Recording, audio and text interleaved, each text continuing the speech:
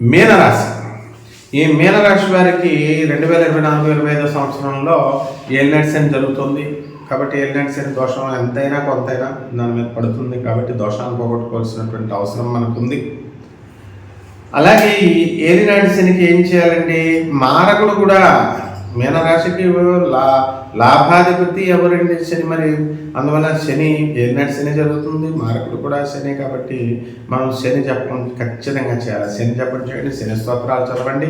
శనికి కిలోంపావు నల్ల నువ్వుల్ని, నల్లని వస్త్రాన్ని పేద బ్రాహ్మణులకి దానం చేయడం ద్వారా శనివారం నాడు ఉదయం 8 గంటలకి మీకు శని శాంతిస్తాడు. అదేవిధంగా శనివారం నాడు ఆంజనేయ స్వామి వారికి కానీ శ్రీ వెంకటేశ్వర స్వామి వారి యొక్క ఆరాధన మీరు ఇంట్లో చేసుకోవడం ద్వారా మీకు మంచిగా అయిపోతుంది. అండ్ శనివారం నాడు ఆంజనేయ స్వామి వారి గుళ్ళకి వెళ్ళండి, వెంకటేశ్వర స్వామి వారి యొక్క దేవాలయానికి వెళ్ళండి. ఆ తర్వాత మీరు ఏం చేయాలండి శనేశ్వరుడికి అని అంటే మంత్ర జపం చేయాలి. ఓం శనేశ్వరాయ నమః అనేటటువంటి మంత్ర జపం చేయాలి.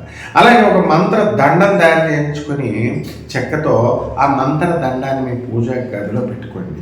పూజల గదిలో పెట్టుకొని ఆ దండానికి శని మహారాజు గురుస్వరూపుడు. మీ అందరికీ తెలియనటువంటి గొప్ప రహస్యం ఏంటంటే శని ఒక గొప్ప గురువు. గురువులుగా మనం ఎవరెవరిని చెప్పుకుంటాం? దత్తాత్రేయుని చెప్పుకుంటాం, కృష్ణుని చెప్పుకుంటాం. కృష్ణుడు కూడా చాలా తక్కువ మంది చెప్తారు. మరి ఆ జగద్గురువు అన్నాడు కృష్ణుడిని ఏకంగా. కృష్ణం వందే జగద్గురువు. అటువంటి ఆయన మనం మర్చిపోతాం. అలాగే ఈ యొక్క ఆదిశంకరుల్ని మనం చెప్పుకుంటాం.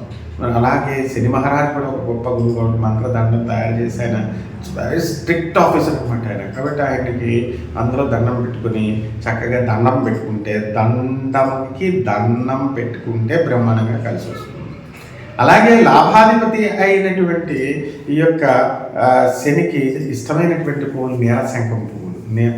శంఖం పువ్వులు అంటాం కదా, నీలి రంగుల. ఆ పువ్వులు తెచ్చి కనుక మనము శనీశ్వరుడికి పూజ చేసుకోవాలి. అలాగే శనివారం నాడు జమ్మి చెట్టుకి మనము వెళ్ళాలా, పంచదార, పాలు, నీళ్లు ఉన్నటువంటిది తీసుకెళ్ళి అక్కడ జమ్మి చెట్టుకి వేసి చక్కగా దీపారాధన చేసి పసుపు కుంకుమతో ఆరాధన చేసి ఆ చెట్టుని కాల్ చేయకుండా దీపాలు పెట్టేసి చేసుకొని వస్తే మీకు బ్రహ్మాండంగా ఉంటుంది. 2024-25 సంవత్సరంలో ఈ యొక్క మీనరాశి వారికి అద్భుతంగా ఈ దోషాలన్నీ పోయి బ్రహ్మాండంగా ఉంటుంది. శుభమస్తు.